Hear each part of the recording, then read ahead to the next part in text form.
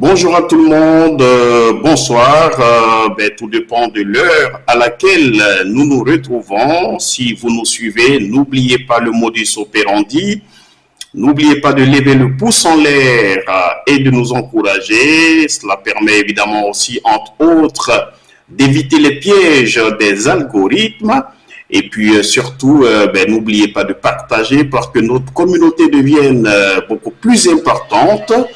Et nous attendons de vous que de tous les sujets qui seront égrenés, selon les sujets qui retiennent votre attention, que vous commentiez, que vous likiez, car nous voulons que notre rencontre soit interactive. Vous l'avez bien compris, vos avis comptent, vos avis nous intéressent. Bienvenue à toutes et à tous encore une fois et au passage, grand merci à celles et ceux qui, pour le tout premier numéro d'Eschatologie, nous ont envoyé de nombreux messages. Vous avez été très nombreux. En tout cas, un grand merci à vous toutes et à vous tous. Alors, ce jour, nous allons revenir sur trois sujets, devrais-je plutôt dire, avec un bonus. Ce sont des sujets qui ont fait le chou gras de l'actualité durant cette semaine. Vous l'avez bien compris, nous allons parler entre autres du phénomène de l'homosexualité qui prend de l'ampleur en Côte d'Ivoire. Abidjan et plusieurs villes de ce pays sont, entre guillemets, on va dire, en proie à l'homosexualité. Je vais vous lire dans le déroulé de notre entretien, de notre rencontre finalement, un certain nombre d'articles qui auront pour but de vous prouver combien les lobbies homosexuels sont extrêmement puissants et étendent finalement leurs tentacules sur tous les continents. L'Afrique n'y échappe pas, la Côte d'Ivoire encore moins.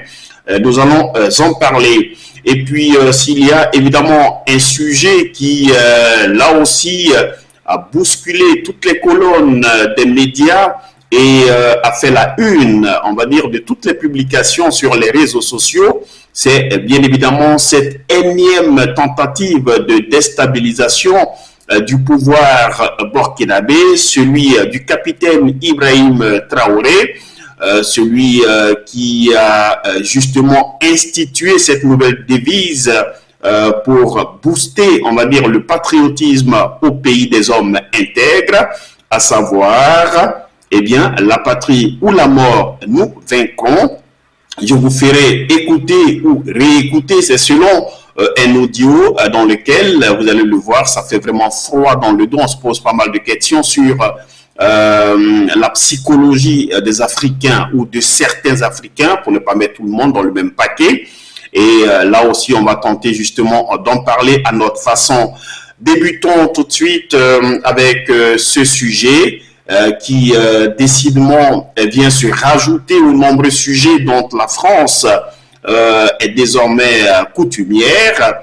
C'est le sujet d'abord de l'interpellation, puis de la garde à vue qui a fini par se muer en mise en examen de Pavel Durov.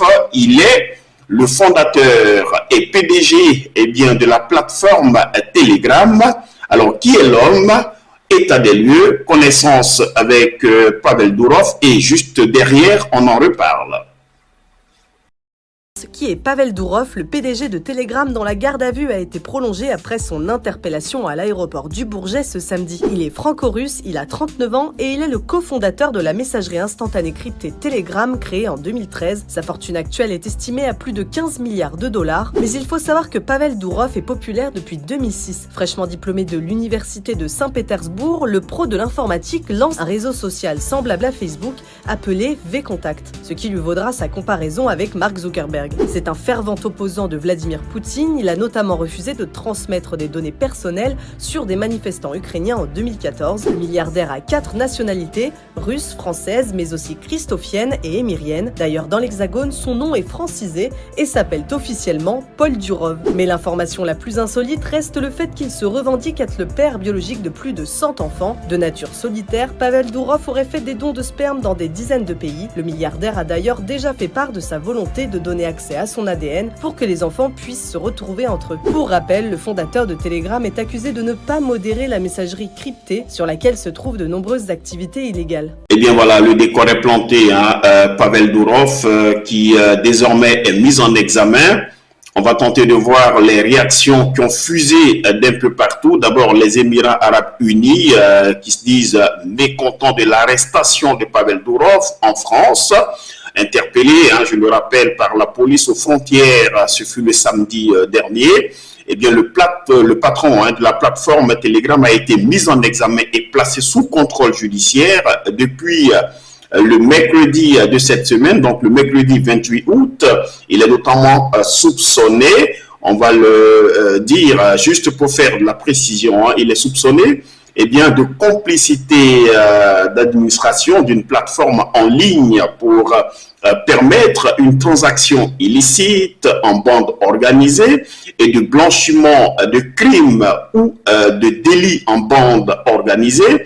Il est également visé pour une enquête pour violence grave sur, dit-on, un de ses enfants. Eh bien, le mardi dernier, l'affaire a tellement fait grand bruit qu'un internaute a, on va dire, enflammé la toile, justement, avec cette vidéo mise en ligne par cet internaute sur un autre réseau social, notamment X, anciennement Twitter. Eh bien, il affirme que les Émirats Arabes Unis avaient complètement gelé la mise en œuvre d'un contrat d'achat de 80 avions de chasse à la France en guise de représailles aux démêlés judiciaires de leurs ressortissants. Eh bien, parmi les réactions, on peut aussi noter celle d'Elon Musk, hein, qui est à la tête de la plateforme X, mais également d'Edward Snowden. Vous le savez, cet homme dont la fuite des États-Unis d'Amérique a fait grand bruit. D'ailleurs, depuis lors, il est établi en Russie où, apprend-on, il a désormais la nationalité russe. Alors, ce qui va nous intéresser ici, ce n'est pas ce que les uns et les autres ont déjà dit. C'est vrai que vous avez pas mal, on va dire, de plateformes, de médias qui tentent, chacun à leur façon, d'évoquer cet épisode de Pavel Durov, cette arrestation, cette mise en examen du PDG de la plateforme Telegram. Alors, ce qui est intéressant déjà à savoir pour bien comprendre ce qui se passe, c'est que Telegram est finalement l'une des rares plateformes de communication cryptée qui protège profondément, on va dire, ses utilisateurs. Hein. Il n'y a aucune possibilité à la fois pour les services secrets, mais aussi pour les institutions, peu importe qui elles sont, de pouvoir accéder aux conversations cryptées. Alors là, du coup, on se pose un certain nombre de questions. Donc, la première est justement, ce sont des hypothèses qu'on va tenter d'émettre pour bien comprendre tout ce qui se passe.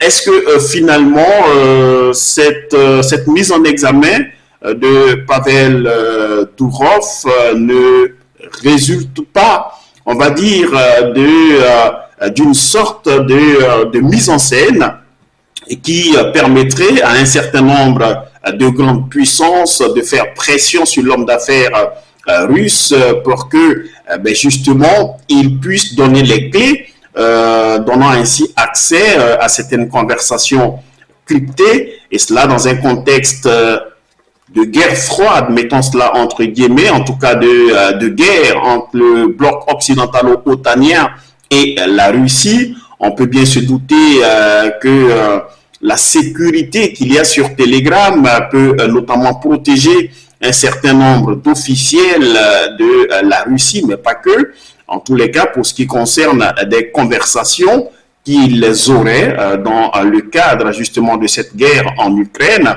avec d'autres personnes. Est-ce que finalement cette mise en examen ne répond pas justement à ce souci-là, c'est-à-dire faire pression sur Pavel Durov pour que justement il puisse donner l'accès de toutes ces conversations cryptées à des structures organisées, des agents de services secrets, etc., etc.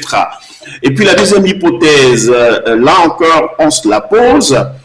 Est-ce que au final, pour une plateforme comme Telegram qui compte aux alentours de 900 millions d'abonnés, on va dire, hein, qui frise un tout petit peu le milliard d'abonnés, est-ce que quelque part, Pavel Durov n'est pas en train, dans une certaine mesure, de subir ce que la plateforme TikTok subit depuis quelque temps, aussi bien aux États-Unis d'Amérique qu'en Europe, avec un certain nombre de restrictions, etc.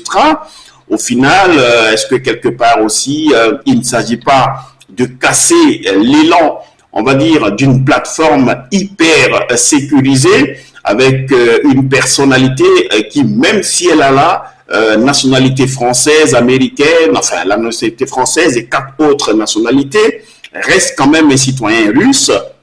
Donc, quelque part, est-ce qu'il ne s'agirait pas là pour les autorités du bloc occidental hein, de tout mettre en œuvre pour justement casser cette dynamique de Telegram. Quoi qu'il en soit, l'affaire fait grand bruit. Le Kremlin a réagi par la voix de Dmitri Peskov, voilà, qui dit, hein, je le cite, eh bien, voilà, le Kremlin qui avertit depuis le jeudi 29 août dernier que l'affaire judiciaire visant le patron franco-russe de Telegram, Pavel Durov, arrêté en France, ne devrait pas, tenez-vous bien, se transformer en persécution politique. Alors, qu'est-ce qu'il en sera concrètement? Il y a quand même là aussi, on va dire, des choses que nous avons du mal à comprendre. C'est vrai que les chefs d'accusation qui aujourd'hui justifient la mise en examen du PDG de Telegram sont assez lourds et on va dire ils sont assez gravissimes. On parle de pédophilie, etc., de trafic de drogue, de terrorisme et que sais-je encore. Alors, on l'accuse notamment d'être, on va dire, à la tête d'une plateforme hein, qui soit sécurisée sur laquelle certaines personnes, certains individus se livreraient à des activités illégales. On peut bien l'entendre. D'un autre côté, alors, prenons juste un petit exemple. Est-ce que si je prends, par exemple, ma voiture et que je fais tout et n'importe quoi avec ma voiture, est-ce que pour autant, on va dire, la maison Mercedes sera mise en cause sous prétexte que c'est elle qui soit le constructeur de ma voiture et qui y ait mis toutes les fonctionnalités qui me permettent de faire tout et n'importe quoi? Alors de ce côté-là, c'est vrai qu'il y a quand même pas mal de problèmes là-dessus. Autrement dit, pourquoi Pavel Durov est aujourd'hui mis en examen alors que dans le même temps, Mark Zuckerberg, le fondateur et PDG de Facebook et d'autres plateformes, lui ne semble pas tout à fait inquiété alors qu'on sait bien que Facebook n'est pas exonéré hein, en ce qui concerne tous ces faits qui sont reprochés à Pavel Durov. Et puis, troisièmement, est-ce que là aussi, on rentre finalement dans une autre dimension de cette guerre médiatico-militaro-politique entre la Russie et le bloc occidentalo-otanien? Bref, qu'est-ce qu'il en est exactement?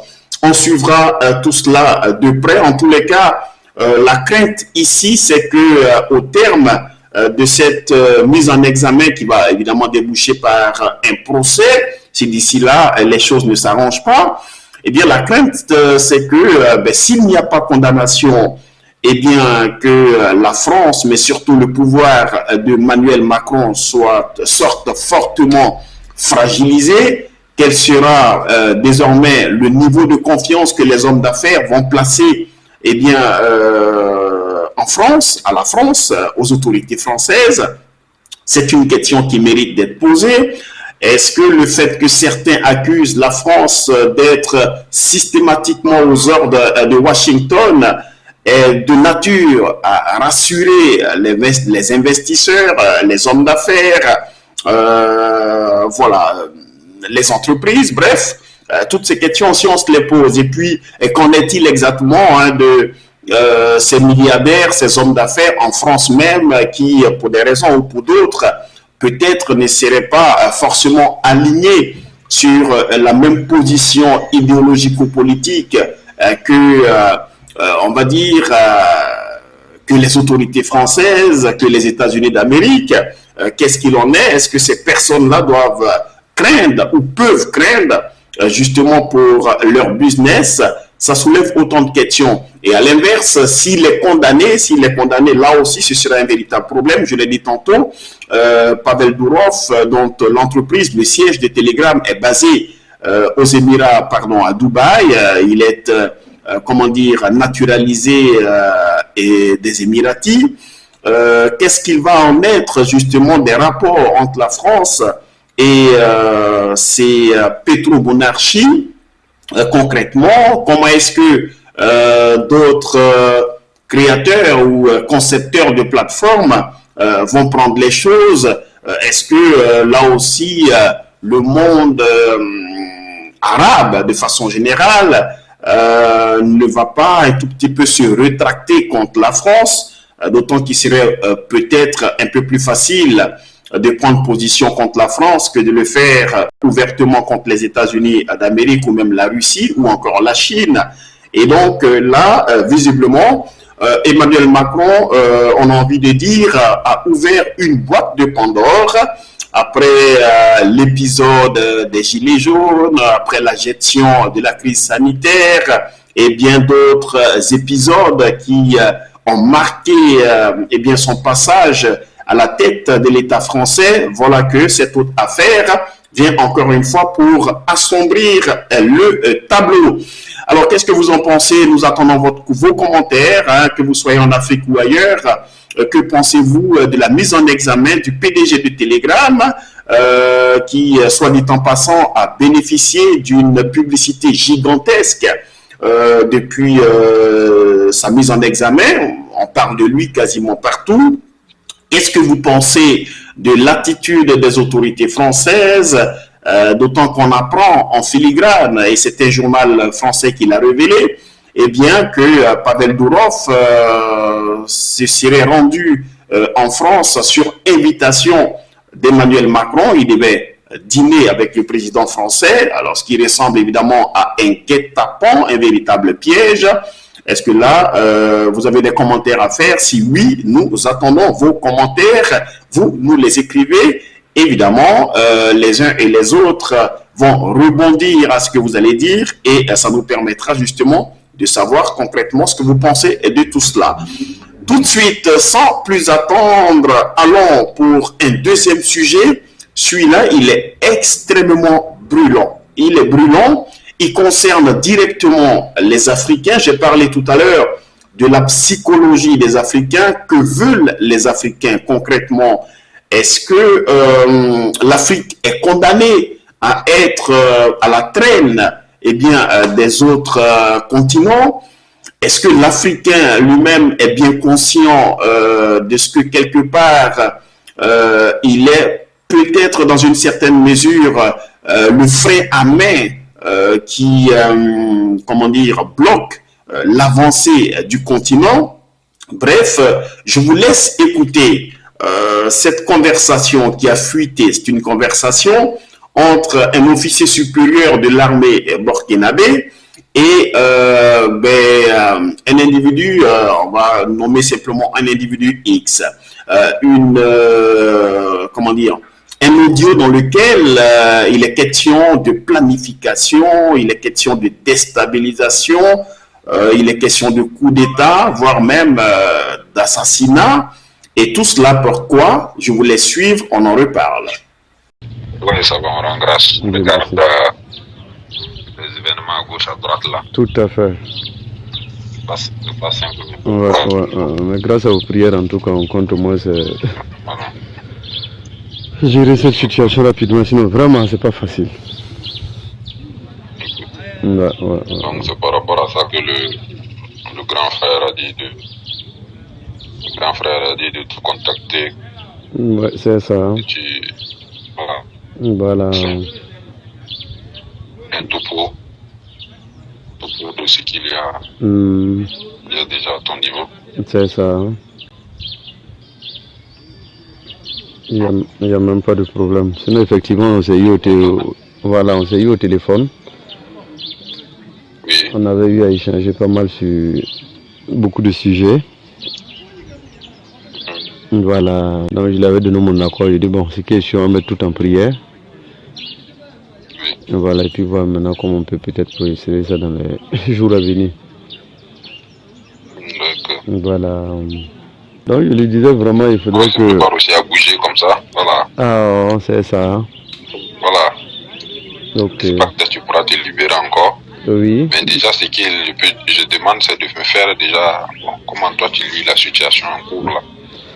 Et puis, quels sont les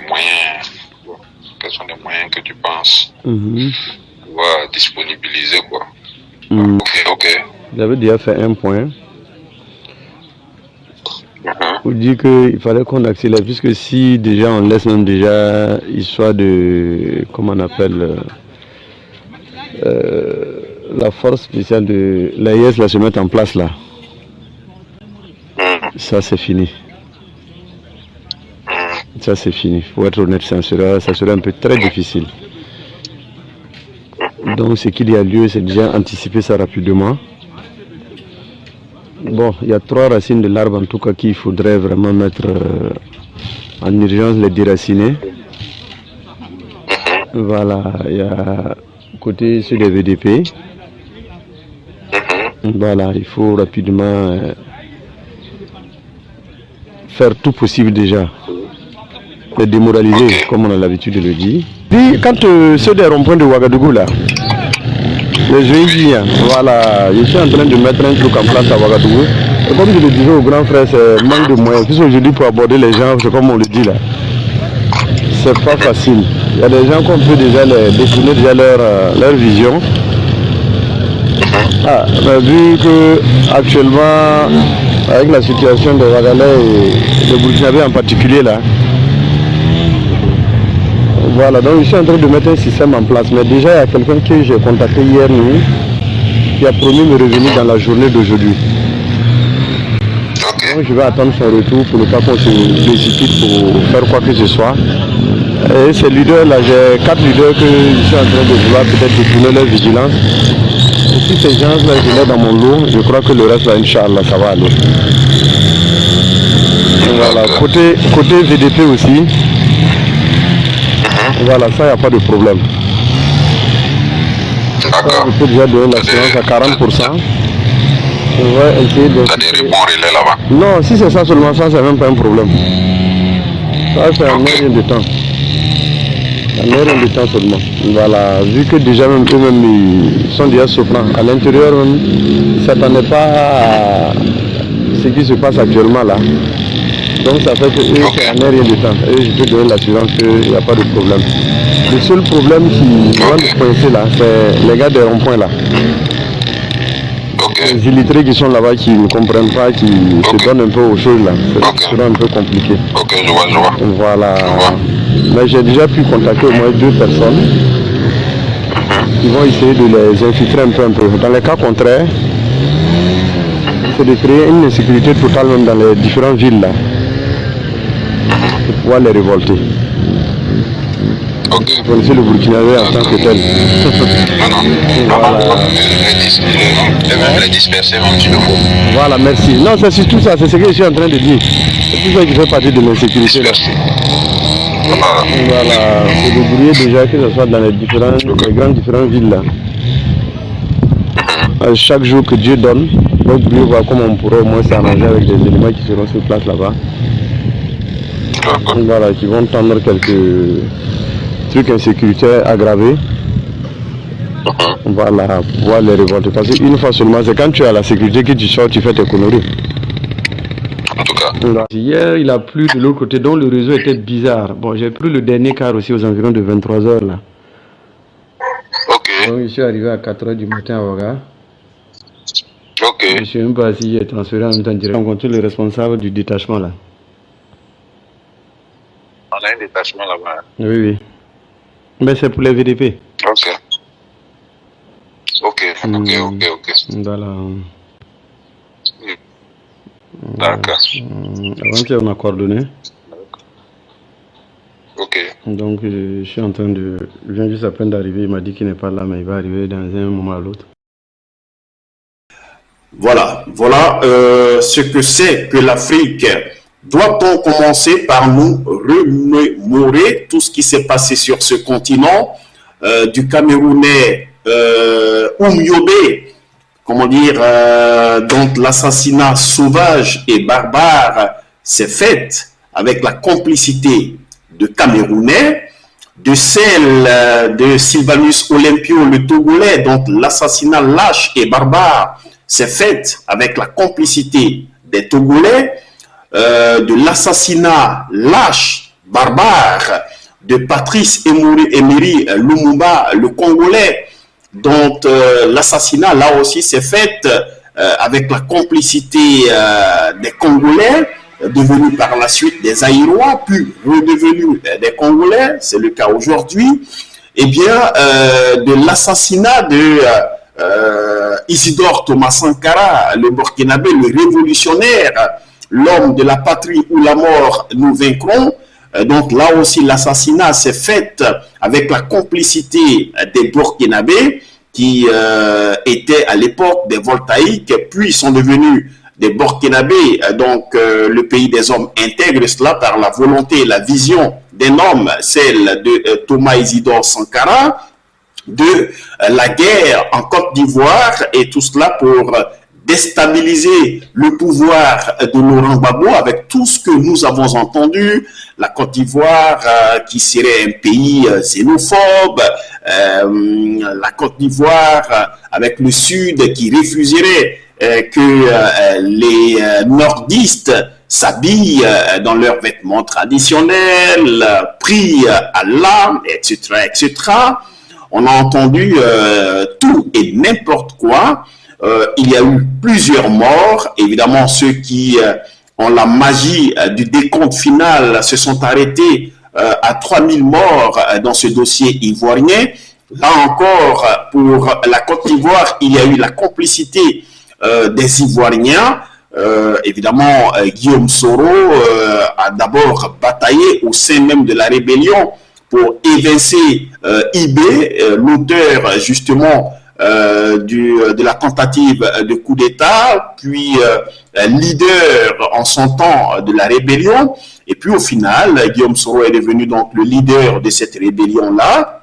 On se souvient encore de toutes les invectives au vitriol de Guillaume Soro, qui bombait le torse, qui pensait être dans une belle démarche, qui était reçue bien, dans toutes les chancelleries occidentales et africaines. Il n'y a pas eu que Guillaume Soro dans cette cabale ivoirienne. Il y a eu bien évidemment d'autres de l'Afrique de l'Ouest qui étaient dans la danse. Le Burkina Faso même a été la base arrière de la rébellion ivoirienne. Il y a eu l'implication à l'échelle politique et même à d'autres échelles, des ressortissants des pays de l'espace CEDEAO et tout cela, pour que la Côte d'Ivoire reste dans le giron impérialiste français.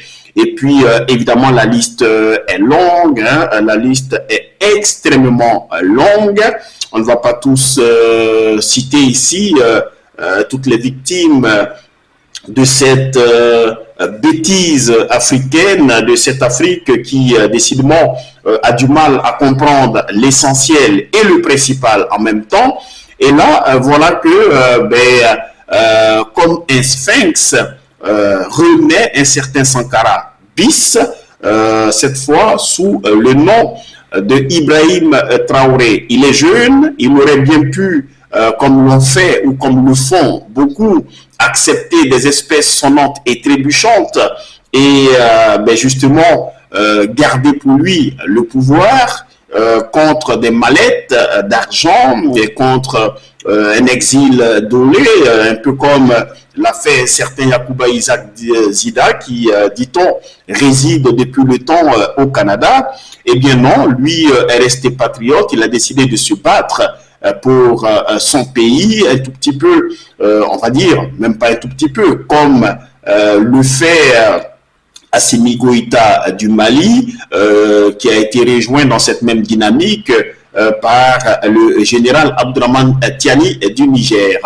Eh bien, voilà que depuis que ces trois pays ont décidé de sortir du juron impérialiste et néocolonial, c'est la débandade, c'est le catastrophisme, c'est tous les plans macabres, machiavéliques qui sont mis en œuvre pour déstabiliser leur régime. Il n'y a aucune possibilité pour que justement certains se disent, d'accord, on va les laisser faire, quitte à ce qu'ils échouent et que les peuples réclament notre présence. Non, ils n'ont pas le choix, ils sont obligés de faire face à des armées de mercenaires et de livrer des guerres asymétriques quotidiennement, quitte à mettre en péril l'économie de leur propre pays et même leur sécurité, leur intégrité physique. Eh bien voilà, c'est dans cette foulée-là que, là encore une fois, n'ayant pas retenu les leçons, certains Burkinabés ont décidé de planifier, de mettre en œuvre le plan macabre qui vise à déstabiliser le pouvoir d'Ibrahim Traoré. Ce qui est embêtant dans cette histoire, ce qui est décevant, c'est vraiment que ce soit là encore des Africains qui soient en première ligne, qui servent à la fois de gâchettes et de balles pour déstabiliser leur propre pays, créer le chaos au sein de leur propre population.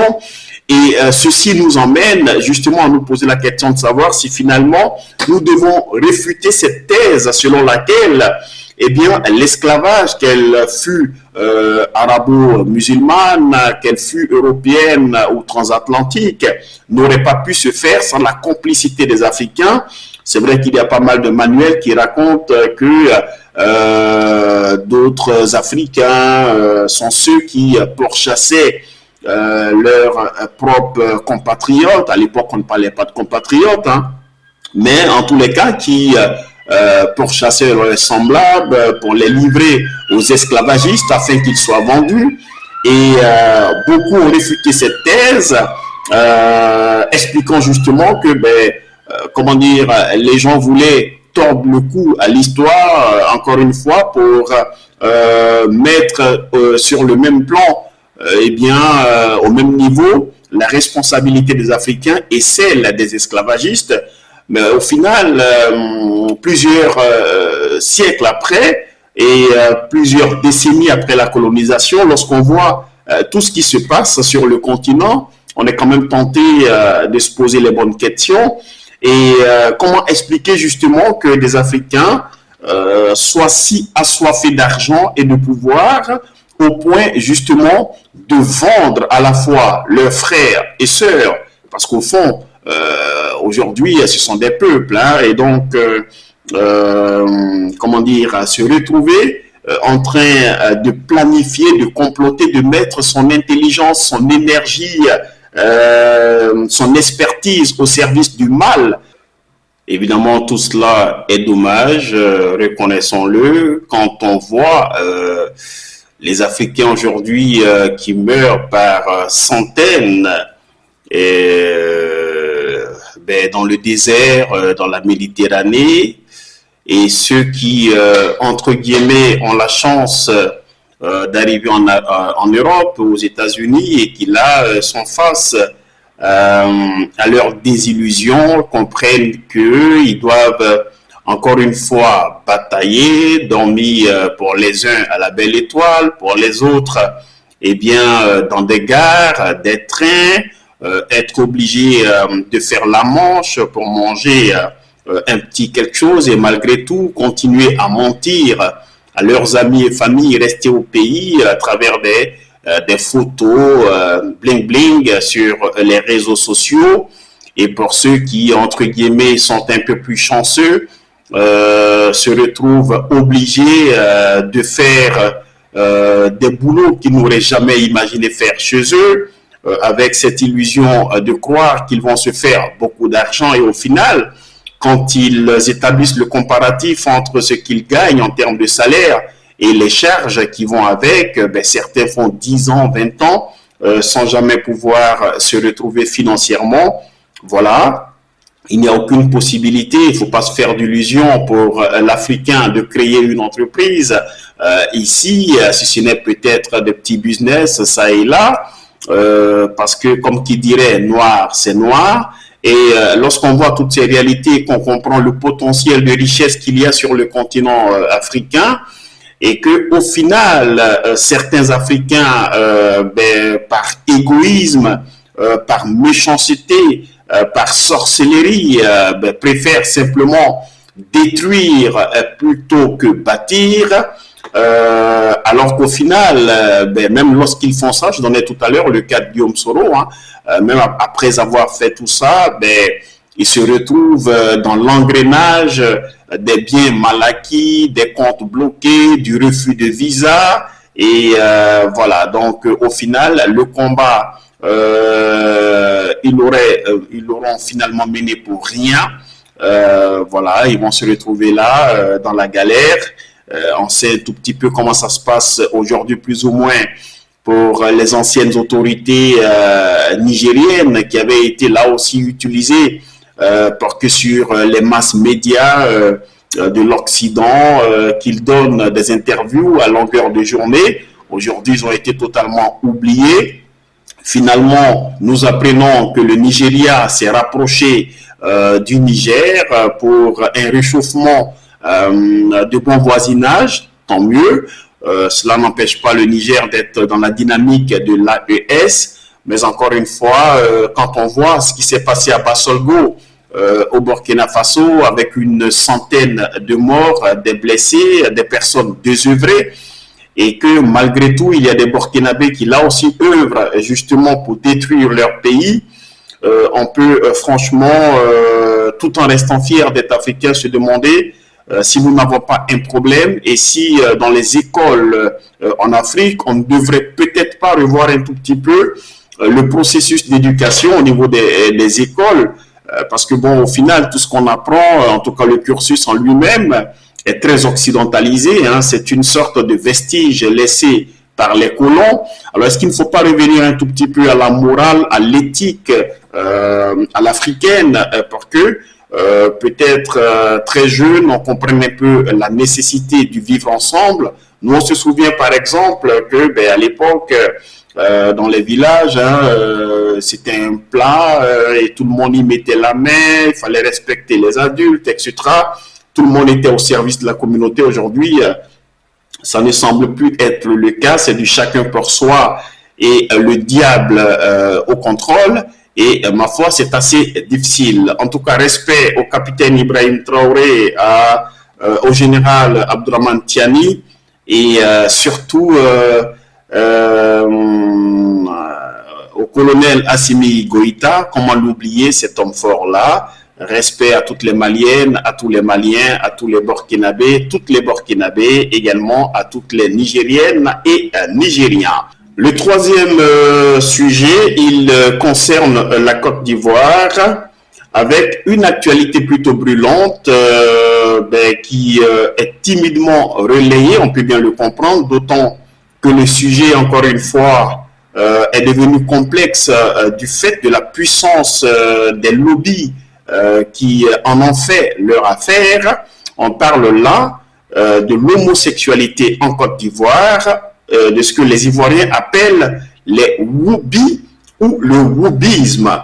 Alors, moi, je m'en vais, avant de vous faire écouter, comment dire, un témoignage qui est celui quand même d'une personne qui a été fortement impliquée, imprégnée de ce milieu-là. Avant de vous faire écouter ce témoignage-là, je vais vous lire quelques articles hein, pour que vous compreniez un tout petit peu à quel point ce milieu, ce lobby est puissant. Ce sont des articles qui ont tous le mérite d'être fortement occidentalisés et qui ont des relais sur le continent africain. Alors déjà, commençons par Le Monde.fr qui titre « Afrique, la Côte d'Ivoire, un refuge fragile pour les personnes LGBT+. » Voilà, un refuge fragile, hein, ça donne le ton, ça veut tout dire. Et puis ensuite, vous avez toutafrique.com qui titre ici, c'était déjà le 24 août dernier, pardon, le 30 août dernier, les personnes LGBTQ+, ciblées en Côte d'Ivoire. Eh bien, la Côte d'Ivoire, justement, où l'article poursuit, les LGBTQ+, pris pour cible dans une campagne en ligne. Et puis, il y a cet autre article que je ne vais pas citer, hein, qui titre « Polémique sur les droits des personnes homosexuelles ». C'est un article publié le 11 novembre 2021.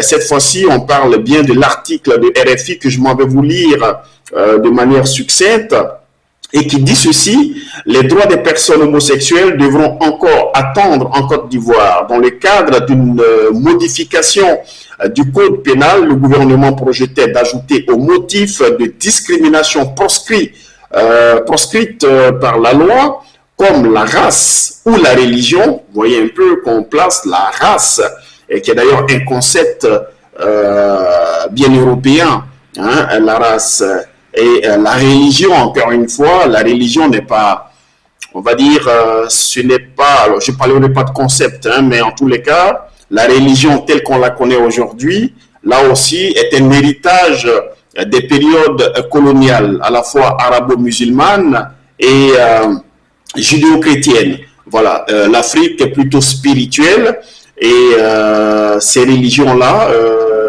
sans faire insulte à toutes les personnes qui sont adeptes de ces religions, eh bien, on a un peu le sentiment qu'elles nous ont créé plus de problèmes que de solutions, d'autant qu'aujourd'hui, ceux qu'on appelle abusivement les terroristes, les djihadistes, les Africains ne savaient pas ce que c'était que des djihadistes, hein. Il a fallu que la religion vienne pour que on sache que le djihad existe et que ça s'appelle une guerre sainte.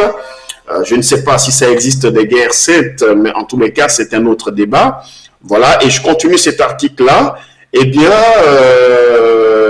comme la race ou la religion, l'orientation sexuelle, eh bien, le 28 octobre, là, on est en 2021, hein, le 28 octobre 2021, donc, les députés de la Commission des affaires générales et institutionnelles ont décidé à l'unanimité, opposition comme majorité, de retirer la mention orientation sexuelle du texte.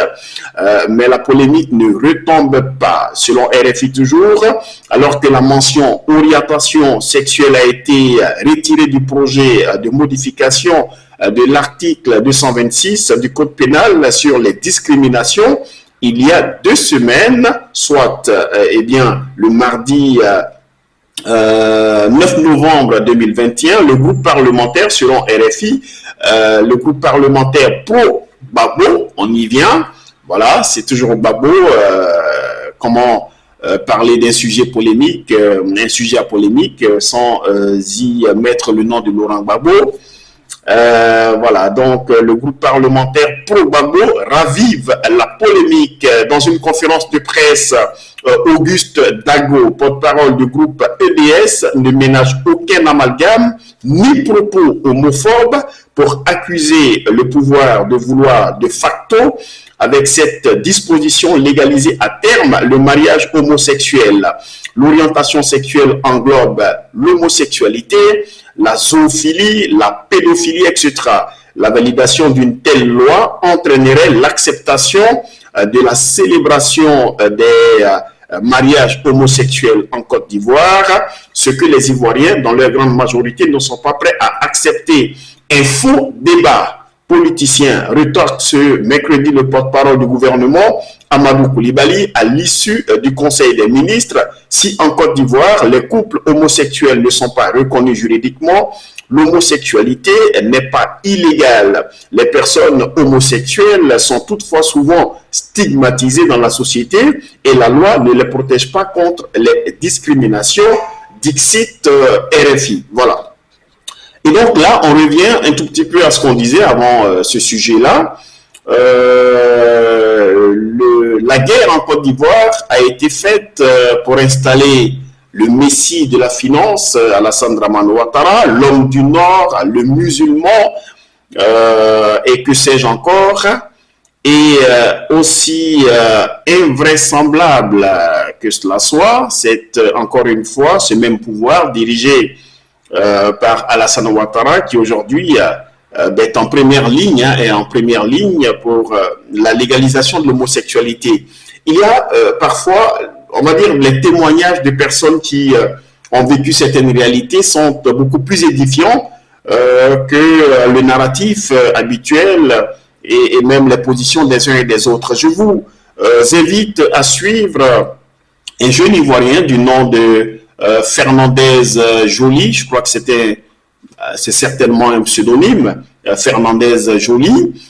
Il dit avoir été pendant très longtemps imprégné dans les réseaux homosexuels, il a été lui-même homosexuel, et aujourd'hui il alerte sur le danger justement de tout cela, et on va dire, il tente à sa façon de sensibiliser. Alors évidemment, c'est un message, un témoignage assez poignant. Si vous avez des jeunes enfants juste à côté de vous ou si vous êtes des personnes sensibles, je vous inviterai à ne pas suivre ce témoignage. Certaines expressions, voire certaines images peuvent heurter les sensibilités des personnes les plus fragiles.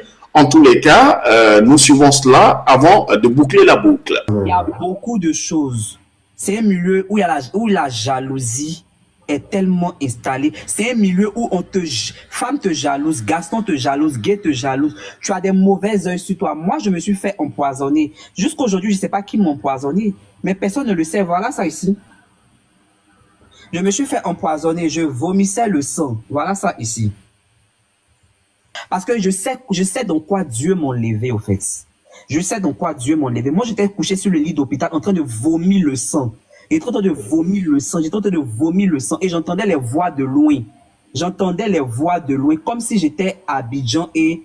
Comme si j'étais à Koumassi et comme si j'entendais les voix de Koumassi et Angri. J'entendais les voix de Koumassi et Angri. J'étais en train de partir de ce monde. Et c'est Dieu qui m'a fait revenir sur cette terre. Le salut, il est personnel. Moi, je ne viens pas vous dire que donne ta vie à Dieu, quoi. Chacun sait ce qu'il veut. Chacun sait ce qu'il veut dans sa vie. Mais dans la vie, là, il y a des personnes qui se font influencer, qui ont les âmes faciles, sensibles, se font influencer. Il y a des gens qui sont paresseux, qui ne veulent pas travailler, qui pensent que tout ce qui se passe sur les réseaux, là, on le donne pour avoir. Moi, je viens vous dire que ce milieu-là, c'est un milieu sale. Moi, je me suis rendu à Sini. À Sini, je travaillais dans un bar, j'ai dansé sur fer dans un bar pour avoir de l'argent pour manger et juste pour dormir. Je sortais avec des blancs. Mais voyez une confession que je viens faire aujourd'hui. Moi, une fois, j'étais au bord de la plage à Sini et il y avait un blanc qui était venu vers moi. Et le blanc qui est venu vers moi, moi, je pensais que c'est lui qui me voulait, mais il était avec un berger allemand. Il m'a dit que c'est son chien qui lui paye les gens pour sortir avec son chien. Il dit, moi, je suis désolé. Il dit, je ne peux jamais faire ça. Depuis ce jour-là, et puis vous savez qu'il y a des gens qui acceptent de le faire. Il y a des gens qui acceptent de sortir avec des animaux. Il y a des gens qui font des bêtises. Moi, il y a eu un parcours tellement sale. Je suis mieux placé à venir vous parler de ça, au fait. Il y a eu un parcours tellement sale. Moi, je faisais des partous avec des blancs pour de l'argent. Je faisais des trucs tellement que je voulais avoir la best life. Pourtant, moi, j'ai un don de commerce. Et il y a beaucoup de sales maladies. Tu peux te prendre le VIH. Tu peux te prendre des maladies sales, au fait. Il y a trop de sales maladies dans le milieu gay. Moi, si aujourd'hui je regrette, là, je sais pourquoi je regrette beaucoup de choses. Il regrette beaucoup de choses. Si je pouvais faire je pourrais faire retour en arrière pour revenir là. Franchement, j'allais le faire. Franchement, moi, Fernandez, j'allais le faire. Eh bien, que dire à la suite de ce témoignage, hein, ce jeune homme qui parle de zoophilie avec... c'est lui qui parle, hein, je n'invente rien. Il dit des Blancs qui proposent de l'argent pour que des jeunes personnes aient des rapports, vous avez bien compris, avec leurs chiens, avec les animaux. Il a dansé sur des fers, alors ça s'apparente à du striptease. Il parle de VIH, de maladies sexuellement transmissibles et autres. Et dans sa chute, justement, il dit que s'il avait la possibilité de revenir en arrière, eh bien, il ne se serait jamais retrouvé dans cette situation-là. Alors, évidemment, le débat est posé. Ce qui nous intéresse ici, c'est de savoir pourquoi, eh bien, cette question n'est pas, comment dire, ne fait pas le chou gras des médias ivoiriens. Et puis, au-delà des médias, qu'est-ce qui se passe? D'autant que toute l'Afrique est imprégnée, hein, de tout type de religion, les deux principales étant l'islam et le christianisme avec ses différentes obédiences. Les pasteurs qui font des miracles, les imams et autres. Alors, pourquoi les religieux ne parlent pas, d'autant qu'il me semble que dans la Bible même, on parle de Sodome et Gomorrhe, mais je ne vais pas m'étaler sur ce sujet-là. Alors, qu'est-ce qui se passe? Qu'en est-il justement des parents d'enfants? Qu'en est-il de la société civile ivoirienne? Qu'en est-il des blogueurs, de ceux qu'on appelle parfois à tort des influenceurs? Bref, pourquoi le sujet, si ce n'est qu'il est tabou, pourquoi il n'accroche pas de prime abord toutes ces personnes-là qui ont pignon sur rue? Cette question, on se la pose. Et encore une fois, est-ce que il faut obligatoirement que l'homosexualité devienne légale en Afrique pour que le reste du monde, voire l'Occident, accepte les Africains, ou qu'on dise des Africains qu'ils sont devenus civilisés? Ou alors est-ce que finalement les Africains ont le droit de faire des choix tout en reconnaissant la réalité qu'est l'homosexualité et tout en protégeant les personnes homosexuelles sans forcément en faire des cibles en termes de violence verbale et physique?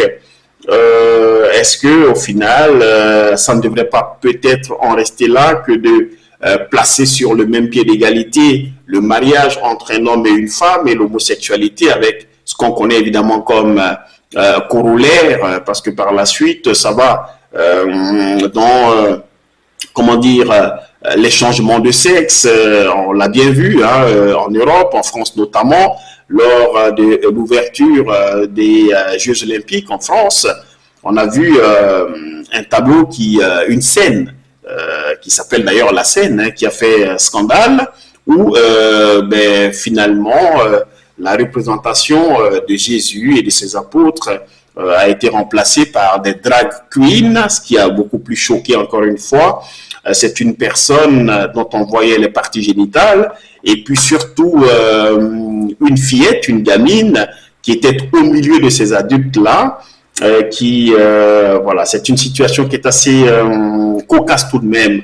Alors, est-ce qu'il faut que l'Afrique en arrive là, que les enfants africains, dans quelques années, comment dire, changent de sexe au gré du vent, et que finalement, les homosexuels, en sachant et en assumant leur homosexualité, en viennent à batailler pour l'adoption d'enfants, etc., etc. C'est un débat qui est assez complexe. Et à mon avis, si les Africains ne font pas ce débat aujourd'hui et que finalement ils craignent le regard des autres, alors je le dis, hein, sans aucune violence, sans animosité, sans brutaliser qui que ce soit. Un débat, il peut se faire. Un débat, comment dire, c'est une guerre entre guillemets d'idées. Voilà, chacun apporte ses idées pour que le débat se fasse, parce qu'au fond, on ne construit pas une nation sans confrontation d'idées. Est-ce qu'il faut rester dans un tel mutisme à l'échelle des États et même des masses médias, de la société civile, et puis un jour se réveiller pour faire un tas de boucans simplement lorsque l'affaire prendra d'autres proportions. Voilà. Nous allons à présent terminer notre magazine avec la France. On en a parlé d'entrée de jeu en ce qui concerne l'interpellation, la garde à vue, puis la mise en examen du PDG de Telegram, Pavel Durov, en boucle encore une fois avec la France, d'autant que cela fait 41 jours, tenez-vous bien, que la France est sans gouvernement officiel, d'autant que les ministres qui sont en poste à l'heure où je vous parle en France sont des ministres démissionnaires. Nous n'allons pas entrer dans tout ce qui se passe, on ne va pas parler de tout ça. Vous avez d'autres plateformes pour en savoir un peu plus. Voilà, les élections législatives européennes, la raclée qu'a pris Emmanuel Macron, qui l'a poussé finalement dans la foulée à dissoudre l'Assemblée nationale, ce qui a eu pour conséquence l'organisation anticipée d'élections législatives. Là encore, deuxième raclée, d'autant qu'il n'y a finalement pas de majorité absolue. LFI et les autres se retrouvent en pole position, tandis que le bloc de Macron caracole, on va dire, dans le trio entre guillemets de tête, et la France, le parti d'extrême droite de Marine Le Pen, voilà, arrive à troisième position. Et là, ce qui se passe, c'est que Emmanuel Macron refuse de nommer depuis lors un Premier ministre qui serait issu de la France insoumise de Jean-Luc Mélenchon, qui lui, évidemment, avec son bloc, propose Lucie Castet, qui, voilà, comme Premier ministre, ce qui n'est pas apparemment du goût d'Emmanuel Macron. Et là, à ce qu'il paraît, les tractations seraient en cours pour que la semaine prochaine, probablement, on connaisse le nom du tout nouveau Premier ministre post-législative en France. Concrètement, c'est pas ça qui nous intéresse, qu'il y ait des élections législatives en France ou non. Bon, cela relève de la dynamique politique française. On ne va pas s'attarder là-dessus. En revanche, peut-être pour ironiser un tout petit peu, on a juste envie de se demander, mais comment ça se fait que les acteurs, les leaders politiques sur le continent africain, que ce soit ceux qui sont au pouvoir ou dans l'opposition, les leaders des organisations de la société civile et autres, eh bien pourquoi personne n'appelle justement Emmanuel Macron à former un nouveau gouvernement? Pourquoi il n'y a pas d'injonction? Pourquoi voilà, toutes ces personnes-là nous disent mot? On a un peu le sentiment que dans ce gotha politique occidentalo-africain, il n'y a que finalement les Occidentaux, voire la France, pour ce qui est des pays dits francophones, ex-colonies françaises. Et donc, il n'y a que la France qui peut donner de la voix. On imagine bien que si cette situation s'était produite dans un pays du continent africain, ex-colonie française, on aurait tout de suite entendu « il faut un gouvernement, on vous donne un délai de ceci, faites cela, etc. » Ou alors on aurait organisé Malo Militari, une table ronde pour que les uns et les autres autour de la table, en présence du prince, puissent décider de qui sera ministre, qui ne sera pas ministre, etc. Ou alors les sanctions allaient pleuvoir. À l'inverse, lorsque ça se passe en France, eh bien, personne ne dit mot, l'Union européenne ne dit absolument rien, les États-Unis d'Amérique encore moins, les Africains restent silencieux. Et nous, ça nous amène à cette question-là. Est-ce qu'il y a ceux qui ont le droit de donner des directives, d'exiger, d'imposer, de condamner et, comment dire, de sanctionner, et puis ceux qui finalement ont le devoir de se taire, d'observer et de faire comme si de rien n'était. Cette question, je vous la pose, évidemment, chers amis. Si vous avez la réponse, écrivez-nous dans les commentaires. Dites-nous ce que vous pensez de ce sujet. Mais bien évidemment, on attend aussi vos commentaires, vos avis sur tous les autres sujets. Voilà, grand merci à toutes et à tous. N'oubliez pas de partager massivement pour atteindre le plus grand nombre et faire grandir notre communauté. N'oubliez pas également de liker, cela permet de déjouer tous les pièges et les subtilités des algorithmes. Et grand merci à celles et ceux qui ont pris la peine de nous suivre. Si vous avez des critiques et des suggestions, évidemment, nous sommes totalement ouverts. Merci, à la semaine prochaine.